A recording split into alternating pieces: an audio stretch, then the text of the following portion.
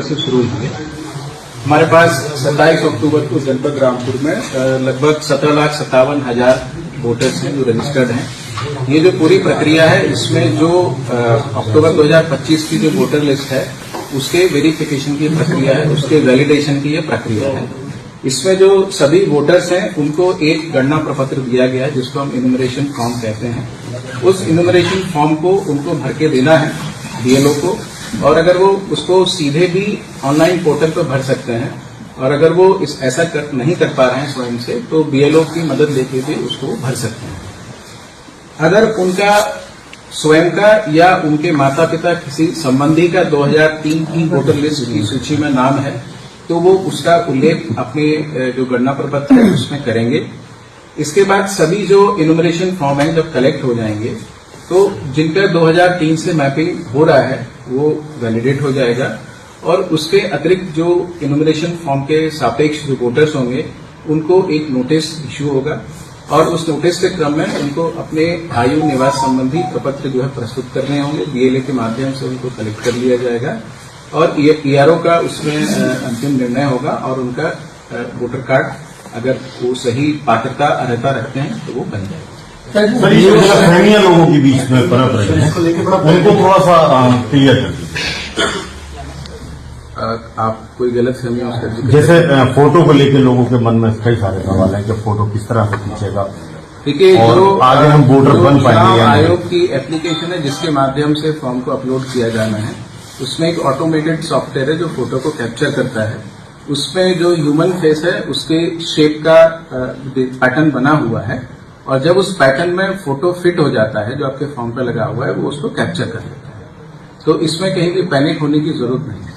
Sir जो लोग पढ़े लिखे हैं उनके लिए सब कर रही है, लेकिन जो लोग साक्षर नहीं है, दूसरी बात जो लोग बुजुर्ग हैं जब वोट पड़ते हैं उनके घर पे वोट डालने के लिए जाते हैं, उनके लिए कोई एक ऐसा हेल्प लाइन नंबर के उन लोगों की मदद, पढ़ा लिखा तो कर लेगा अपने काम, लेकिन जो साक्षर नहीं है हेल्पलाइन नंबर भी हैं, स्थानीय भी हैं, चुनाव आयोग के भी हैं, पोर्टल भी हैं, और इसके इतर जो है बीएलओ जो है एक बूथ पे है जिसपे लगभग 1000 जो है वोटर्स होते हैं, और वो घर घर जाके जो फॉर्म्स हमको कलेक्ट करता है। तो इसीलिए 1000 की संख्या पे एक बीएलओ को रखा गया है ताकि वो लोगों को असिस्ट कर सके, और वो उससे कोई भी जानकारी लेना चाहते हैं या अपना फॉर्म भरवाना चाहते हैं उससे कर सकते हैं।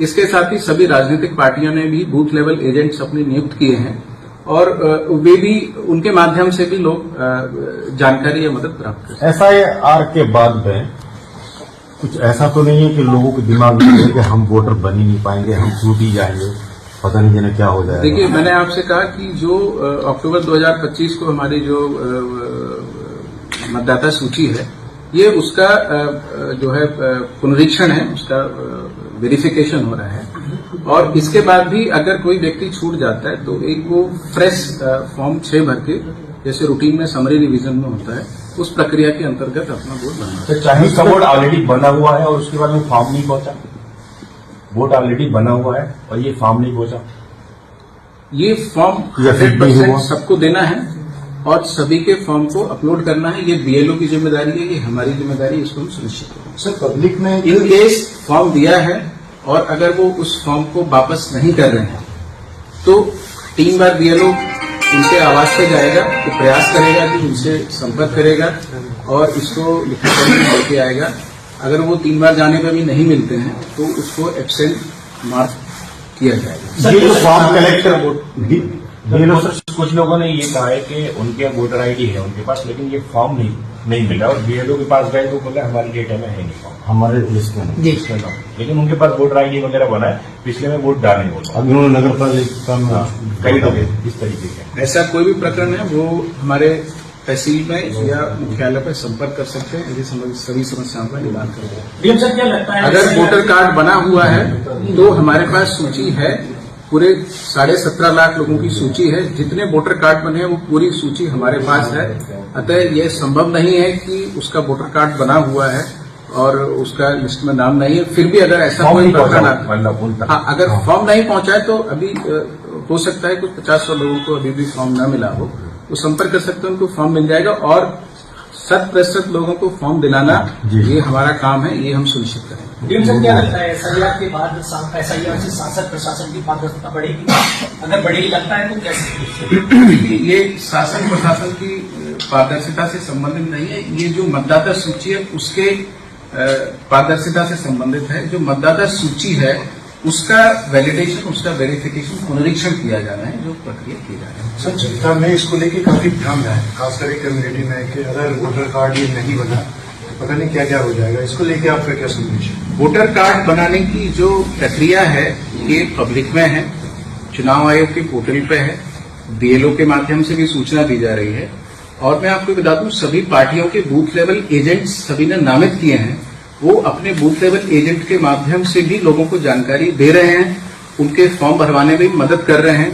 वो भी अपने स्तर से उनकी भ्रांतियां दूर कर सकते हैं।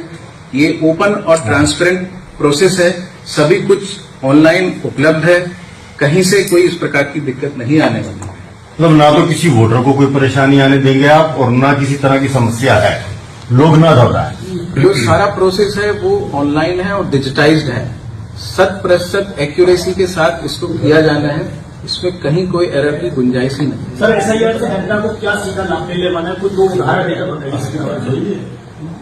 देखिए, जो मतदाता सूची है जिसके आधार पर मतदान होता है, ये हमारे लोकतंत्र का मूल आधार है। तो ये बहुत जरूरी है कि जो हमारी वोटर लिस्ट हो वो प्योर हो, वो करेक्ट हो। तो अल्टीमेटली जब वोटर लिस्ट करेक्ट होगी तो उसका सीधे सीधे जनता को लाभ मिलेगा। इसका ये भी उद्देश्य है, कई ऐसे मतदाता हो सकते हैं जिन्होंने एक से ज्यादा जगह अपना वोटर कार्ड बनवा रखा हो, ऐसे लोग उसमें छंट जाएंगे। ऐसे लोग जो मृतक हो गए हैं या कहीं अन्य जगह शिफ्ट कर गए हैं, तो उनका भी वोटर कार्ड यहाँ पे होगा, वो वोटर कार्ड उनका यहाँ से जो वोटिंग लिस्ट में से उनका नाम हटेगा। तो ये जो वोटर लिस्ट का करेक्शन है, ये बहुत जरूरी है। सर, जिस दो वोटर कार्ड बनवा रखे हैं ऐसे लोगों पर क्या करना? एक से ज्यादा वोटर कार्ड अगर बनवाया है तो उस पर जो है दंड का प्रावधान है, और जो नियमानुसार सुसंगत धाराओं में उस पर कार्रवाई। किसी व्यक्ति को सर पता ही नहीं है कि मेरा कहाँ कहाँ वोटर कार्ड यूज हो रहा है?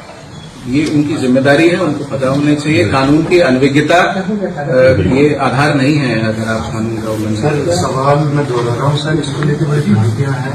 इसको ऐसे भी देखा जा रहा है कि एनआरसी से भी जोड़ के देख रहे हैं, और कुछ अलग तरीके की भी जैसे सब छोटी एनआरसी, इसका जवाब क्या है सर? मैसेज क्या है पब्लिक के लिए? देखिए, अभी मैं एसआईआर में बात कर रहा हूँ, इसका एनआरसी जो भी आप चर्चा कर रहे हैं कोई समझ शुद्ध रूप से ये चुनाव आयोग की प्रक्रिया है। और देखिए, भ्रांतियां दूर करने के लिए सभी समाधान किए जा रहे हैं। पूरा सिस्टम ऑनलाइन है, आयोग के पोर्टल पे सारी चीजें हैं। और जब ये ड्राफ्ट रोल, मेरी बात सुने आप, जब ये ड्राफ्ट रोल पब्लिश होगी, ये ड्राफ्ट रोल पब्लिश होकर पब्लिक में अवेलेबल होगी, सभी इसको देख सकते हैं। इसके बाद दावा, आपत्ति, जो भी उनका समस्या है, वो 2 महीने का लगभग समय है, 31 जनवरी तक दे सकते हैं। उसके बाद फाइनल जो रोल होगा वो पब्लिश होगा। और उसके बाद भी जैसे सामान्य प्रक्रिया में होता है, कभी भी अगर किसी की कोई समस्या है, किसी भी प्रकार से अगर वो छूट गया है, तो एक फ्रेश फॉर्म 6 भर के उसको कर सकता है।